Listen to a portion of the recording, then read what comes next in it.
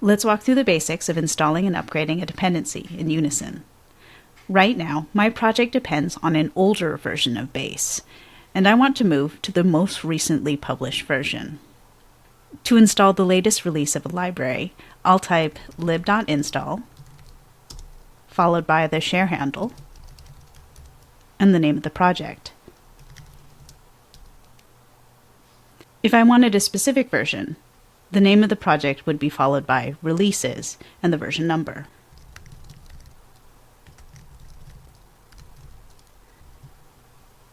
I can see which versions are currently in my project with ls.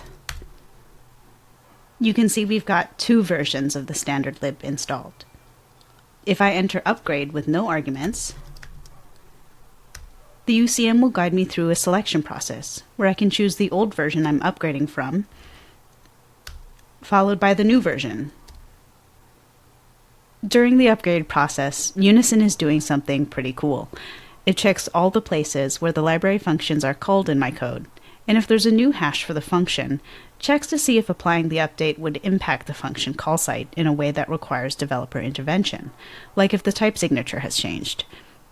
Since this was a small version bump, this library upgrade has propagated through my codebase without additional work. Unison has updated my code to point at the new library version and remove the old one. If the library upgrade had involved breaking changes, Unison creates a separate branch and opens the impacted terms and their dependencies in a Scratch file for the developer to fix. Once everything compiles, run update to apply those changes and clean up the old library version. And that's it. Installing and upgrading libraries in Unison is usually just a couple of commands.